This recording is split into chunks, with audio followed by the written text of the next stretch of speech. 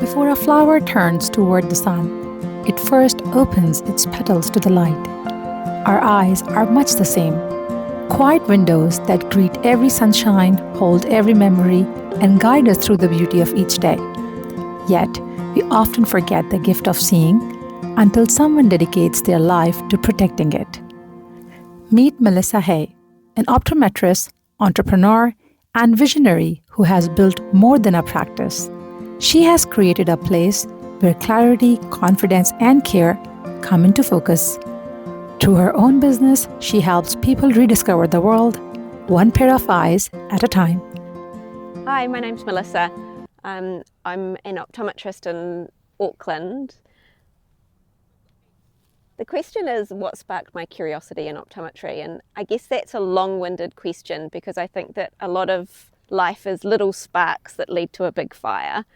But I guess for me it was wanting to do something where I could interact with people and do something with the science that I was naturally good at school.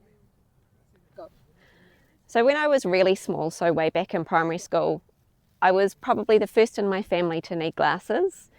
And for me, the experience of getting my eyes tested or getting my glasses or wearing my glasses was obviously quite a big deal. So you kind of live with that thought through your primary school years. And then I was lucky enough to get a good education. So then I ended up naturally being good at different sciences. And so then you decide, well, what am I going to do with this knowledge? And optometry is a really good option because it's a very varied career. So, Melissa, was that influenced just by your experience of getting the glasses, or is there something else that motivated you to come into this field? I think there's always lots of little reasons why you get motivated into the field. As my family grew older, then more of us needed help with our eyes. So you go in and out of optometrists at times. And then when I was about 15, I went to my regular optometrist, which was like a 50-year-old man at the time, and he was still enthused in his job and was still able to say this is a good option for people. So that helped, as well as maybe wanting to do something along the medical side. But optometry was a faster route to get out, but also gave me the opportunity to have my own small business. So optometry school in New Zealand is a small degree of which they took 10 school leavers, and then there was about another 15 of people that have done previous degrees. So what was one of the appeals to me is that it was going to be a small group of people that you were interacting with at university. And I was lucky enough to get in, and I was lucky enough to get out and only took 4 years. So the degree, the last 18 months of it is actually doing the job rather than just studying. So when you come out, you actually feel like you're ready to go. And I took my time to find a job that was going to be within the communities that I wanted to work in. And I was lucky enough to end up in the North Shore.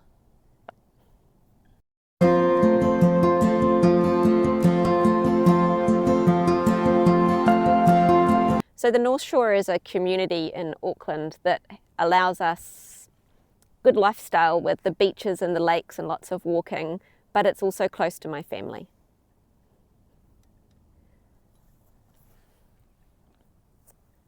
So, Melissa, what challenges did you face and how did you overcome them when you first started your job? I think the challenges as a new graduate is trying to gain confidence with the knowledge that you've got, because you get so many different persons that come through that can be little to big, nice to grumpy, and it's trying to manage how you help that person as well as how you help their problem.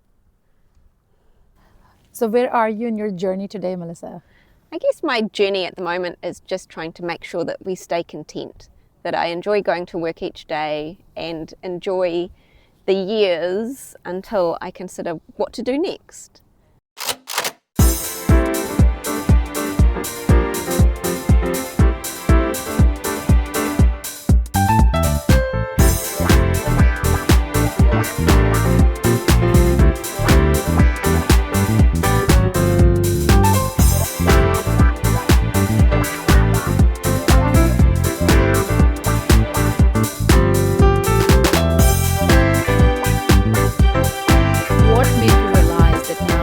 step out from this job and start or establish something of your own? I think for me, it's because I'm such an independent person. If I stayed as an employed optometrist through my career, I think I would have found it quite frustrating to do things that person's way. And so for me, establishing myself in an existing business and then being able to buy it was allowed me to be the person that I wanted to be, to perform the job the way I wanted to perform it.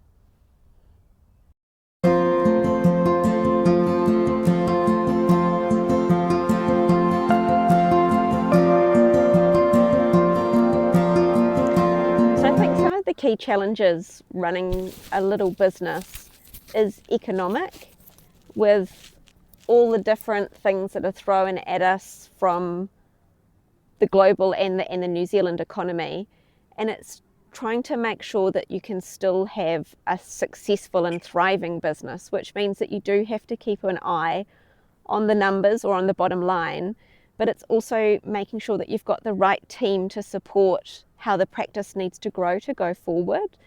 Optometry has a lot of really interesting things going into it, particularly in the myopia control or in the management of short-sightedness, as well as all of the medical technology. So back years ago, you didn't need this expensive technology, whereas nowadays you have to pay 80,000 for your next machine, and it's trying to make sure that you understand how to finance that and make sure that it's going to pay off as well.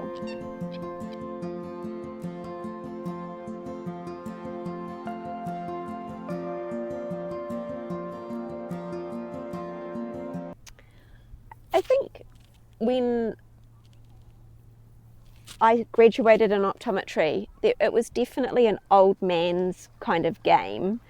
Nowadays, there's a lot more women that are involved in optometry, so much so that the graduating class is like 75% women and 25% men. And so it's definitely becoming a profession that's really inclusive of anything that women need to have to achieve their dreams and goals. I think that the key thing that women need to get used to, or that they face in their career, is confidence. That I think a lot of women find it hard to be direct and decisive, and I think that some of the challenges are involved around that.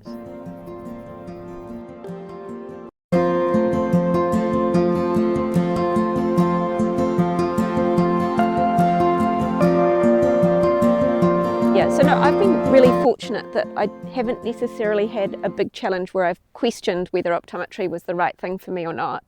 But I realise that a lot of people go through that during their career. And one of the things that I think that we all need to try and do is make sure that we push on and keep moving forward. There's a lot of the guilt complex that's around in society and the media, and it's making sure that we buy into what we want to buy into. But no, for me, it hasn't necessarily been a career path that I've questioned.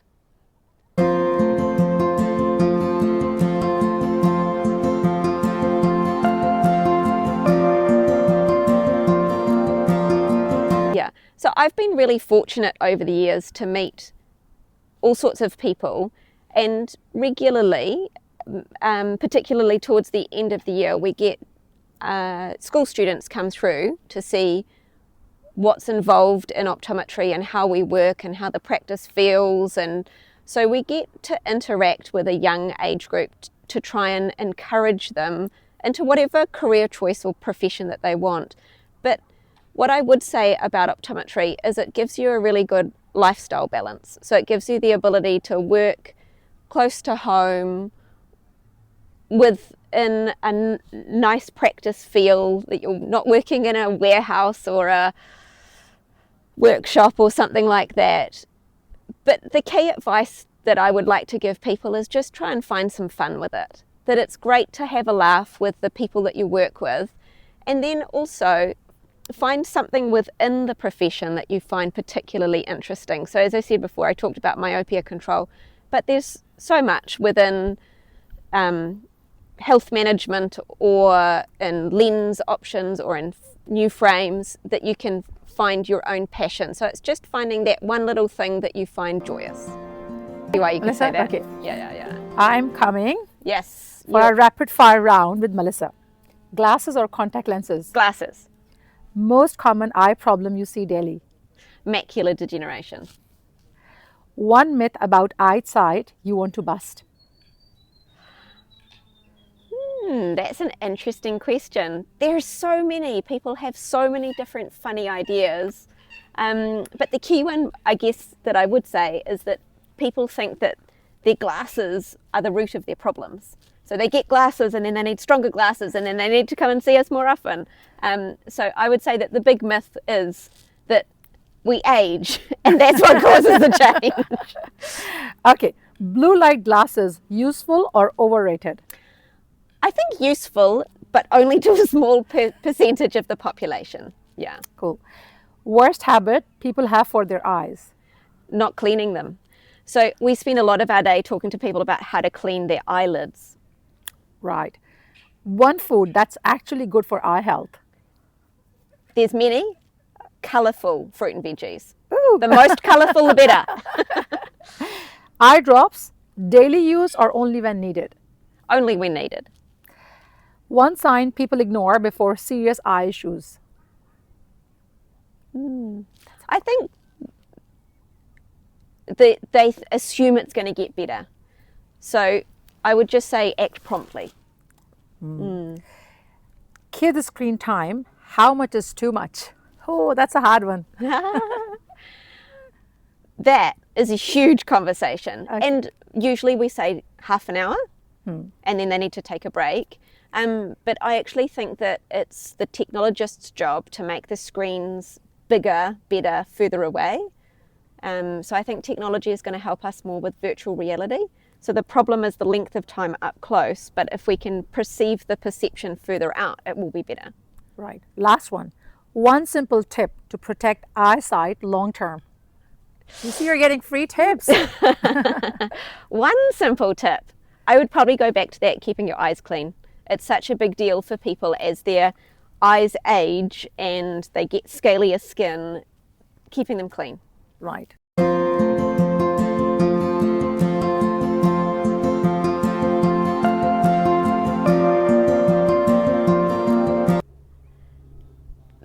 The question is, what achievements am I most proud of? And I guess in this conversational perspective, we're talking about career.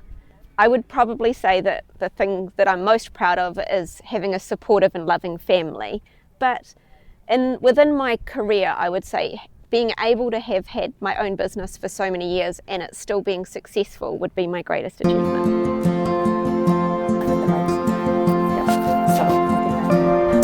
Okay. So Melissa, what advice would you like to give to your younger self? Maybe you can go 10 years back, 20 years back. Yeah, I know. I think that one of the things that I am is a very serious person. And so my life has been very structured and serious. And so I wonder whether there was more of an ability to have some fun there, because the time passes really quickly. And suddenly you're 10 years older, 20 years older. Yeah.